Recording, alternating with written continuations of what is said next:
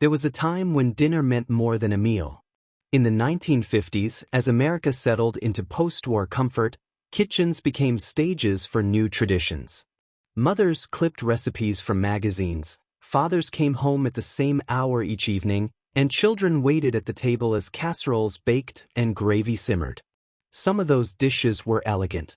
Others were strange by today's standards. Yet each one carried the taste of its era.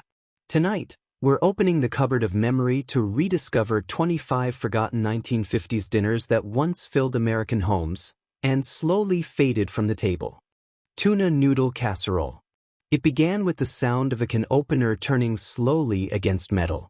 In kitchens across America, tuna noodle casserole became a weeknight certainty during the 1950s. Though its roots stretched back to the Depression, it reached full popularity in the post-war years, when convenience foods promised efficiency and modern comfort. Canned tuna, condensed mushroom soup, and packaged egg noodles formed its dependable base. The dish reflected the era's quiet optimism. Processed ingredients were not seen as shortcuts but as signs of progress. Food companies promoted canned soups as reliable foundations for family meals, and recipe booklets distributed in grocery stores offered variations topped with buttered breadcrumbs or crushed potato chips. It was economical, filling, and easy to assemble before the evening news. In suburban homes, it appeared steaming from square glass baking dishes, carried carefully to tables set with modest formality. Children recognized its creamy scent before they saw it. The texture was soft, mild, and familiar. For many families, it meant routine and reassurance. Tuna noodle casserole also mirrored the period's trust in uniformity. It looked nearly the same from one household to the next. There was comfort in that sameness, a feeling that dinner in Ohio resembled dinner in California.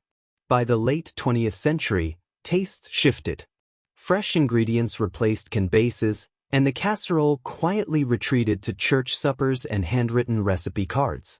Yet for a generation raised beneath kitchen radios and polished linoleum floors, tuna noodle casserole remains a symbol of 1950s domestic life, simple, economical, and unwaveringly dependable. Salisbury steak with brown. Salisbury steak carried a name that sounded formal, even dignified, yet it was built from humble ground beef. In the 1950s, it became a dependable centerpiece of the American dinner plate. Shaped into oval patties and browned in cast-iron skillets, it was served beneath a ladle of dark onion gravy, often alongside mashed potatoes and buttered peas. Though the dish dated to the late 19th century, it thrived in the post-war decade. Beef was widely available, and cookbooks encouraged stretching it with breadcrumbs or egg to create a satisfying family portion. The presentation mattered. The gravy was poured carefully, covering the patties in a glossy layer that suggested abundance. For many households, Salisbury steak represented a bridge between thrift and aspiration. It resembled restaurant fare but could be prepared at home without great expense. Mothers relied on stovetop methods that required attention but not extravagance. The aroma of onions softening in pan drippings filled kitchens before dusk. Dinner tables in the 1950s were structured spaces. Plates were arranged neatly, and portions were deliberate. Salisbury steak fit this order. It was tidy, portioned, and predictable. Children learned to cut into it with a fork and knife, practicing small gestures of adulthood. Over time, frozen versions replaced homemade preparations, and the dish became associated with cafeteria trays rather than family dining rooms. Yet in its original setting, served hot from the skillet, Salisbury steak symbolized mid-century practicality and care, a meal that balanced economy with a quiet sense of pride. Chicken à la king. Chicken à la king sounded continental, even regal, and in the 1950s it brought a hint of refinement to ordinary evenings. Diced chicken was folded into a velvety sauce of cream, butter, and mushrooms, sometimes brightened with pimentos. It was spooned over toast points, rice, or puff pastry shells that browned delicately in the oven. Though its origins were earlier, the dish flourished during a decade that favored cream-based sauces and gentle flavors. It allowed leftovers to be transformed into something that felt elevated.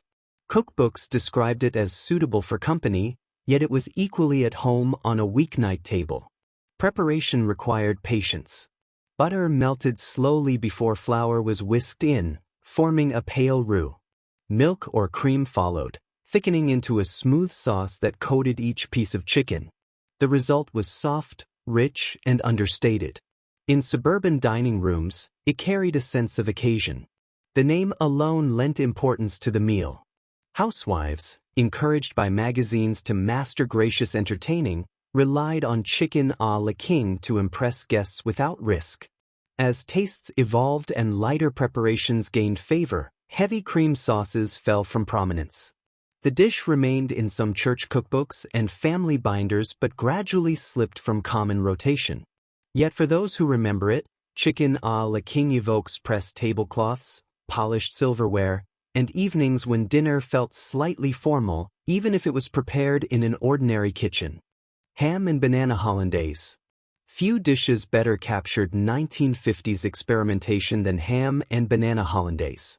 It appeared in magazine spreads with confident enthusiasm. Whole bananas were wrapped in slices of baked ham, warmed gently, then covered in a pale, buttery hollandaise sauce. The pairing seems unusual now, yet mid-century cooks embraced sweet and savory contrasts. Bananas had become more widely available, and their novelty appealed to families eager for modern combinations. Food editors promoted such recipes as creative and forward-looking. The preparation was straightforward. Canned or fresh hollandaise was poured generously over the ham-wrapped fruit, then the dish was baked until heated through. It was often garnished with parsley for color, presented proudly as a centerpiece. For children, the meal could feel puzzling. The sweetness of the banana met the saltiness of the ham in a blend that was both soft and warm. Adults, however, saw it as sophisticated. By the 1970s, this dish had largely vanished. Changing tastes favored clearer separations of flavor. Yet its brief popularity speaks to the 1950s fascination with novelty and abundance.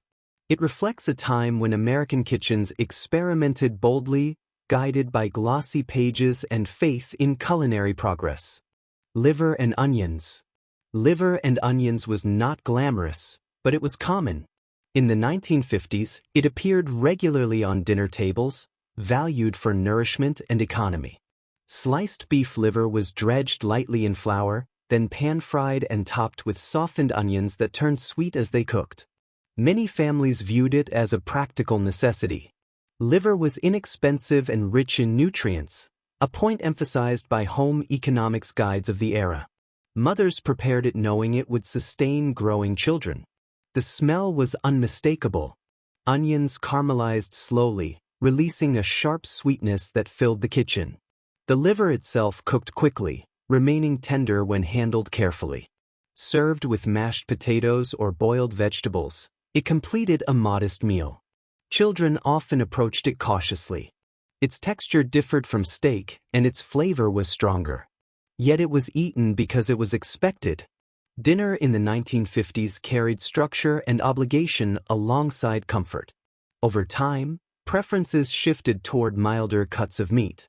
Liver and onions gradually disappeared from everyday menus, surviving mainly in diners or among older generations. Still, for many, the dish recalls evenings of simple nourishment and the quiet discipline of mid-century family life. Stuffed green peppers. Stuffed green peppers brought color and order to the 1950s dinner plate. Bell peppers were hollowed carefully, then filled with a mixture of ground beef, rice, and tomato sauce. They stood upright in baking dishes like small vessels, softening slowly in the oven.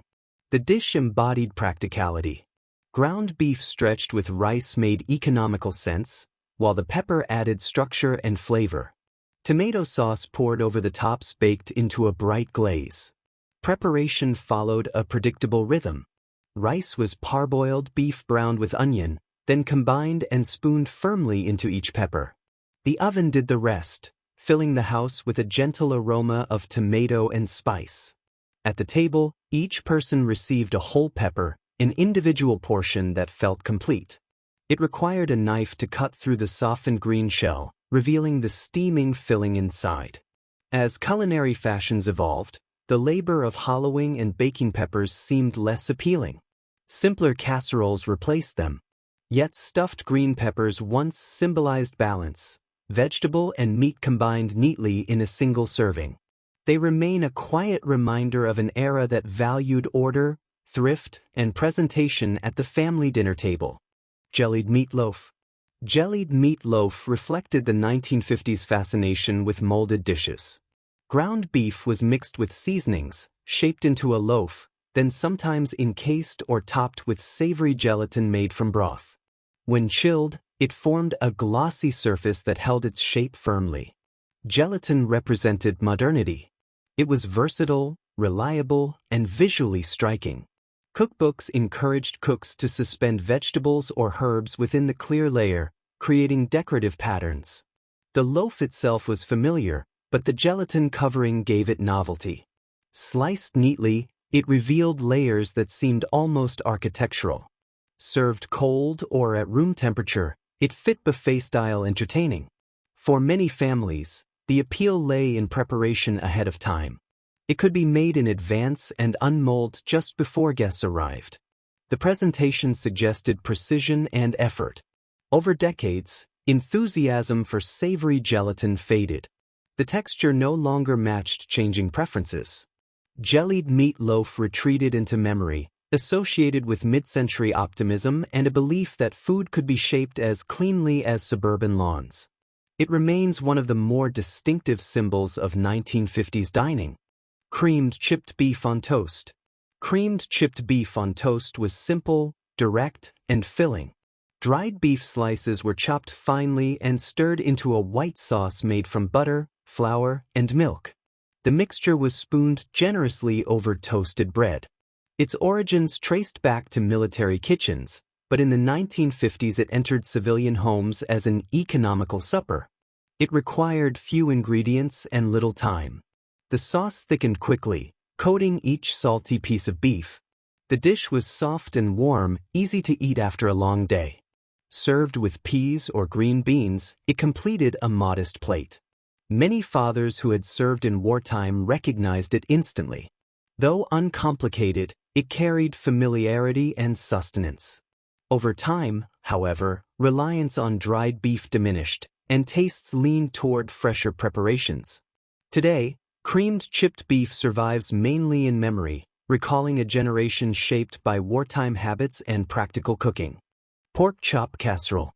Pork chop casserole combined brown chops with rice or potatoes, baked together under a layer of soup-based sauce. In the 1950s, it offered a way to tenderize affordable cuts while creating a complete meal in one dish. Chops were seared first, sealing in flavor, then arranged over uncooked rice or sliced potatoes. Condensed soup mixed with milk was poured across the top before baking slowly. The oven transformed the ingredients. Steam rose when the lid was lifted, revealing meat softened by hours of gentle heat. The rice absorbed flavor from both pork and sauce. For busy households, it simplified preparation. Everything cooked together, requiring minimal attention. It suited the structured pace of the era. As culinary trends changed, single-dish casseroles lost some appeal. Yet pork chop casserole once stood as a symbol of practicality and steady family routines. Tomato aspic with shrimp. Before the roast was carved or the casserole passed, there was often something waiting at the center of the table, cool, crimson, and perfectly molded. Tomato aspic with shrimp was not simply a side dish in the 1950s, it was a statement of care and precision. Housewives prepared it hours in advance, allowing time and refrigeration to do their quiet work. The base began with seasoned tomato juice, sharpened slightly with vinegar or lemon, then blended with dissolved gelatin. Finely chopped celery or green pepper was sometimes stirred in for texture. The liquid was poured into decorative molds, rings, fluted bowls, or star-shaped tins, and placed carefully in the refrigerator. When fully set, it held its shape with striking firmness. Unmolding required confidence. The mold was dipped briefly in warm water, then inverted onto a chilled platter. If done correctly, the aspic released cleanly, standing tall and glossy. Around it, pink shrimp were arranged with deliberate symmetry. A small spoonful of mayonnaise or a sprig of parsley often completed the presentation. The flavor was cool and savory, bright with tomato and balanced by the brininess of shrimp. It was served as a first course at luncheons, bridge gatherings, and formal dinners. Its appearance mattered as much as its taste. Such dishes reflected the decade's fascination with gelatin and visual order. Refrigeration had become standard in American homes, allowing cooks to experiment with molded creations that required time and stability. By the 1970s, enthusiasm for savory aspics declined. Lighter salads replaced them, and the once essential molds were tucked into cupboards. Yet tomato aspic with shrimp remains a vivid emblem of mid-century hospitality, carefully shaped, confidently displayed, and unmistakably of its time. Some of these dinners may seem unusual now, yet each once carried the rhythm of an ordinary evening. They were served beneath humming kitchen lights, beside radios broadcasting the nightly news, on tables where families gathered without hurry. The 1950s valued routine, presentation, and the promise of something warm waiting at day's end. Though these dishes have faded from modern menus, they remain woven into memory. If one of them stirred something familiar, share your story below. And as we continue uncovering America's forgotten tables, subscribe and return for the next chapter of Meals Time Almost Erased.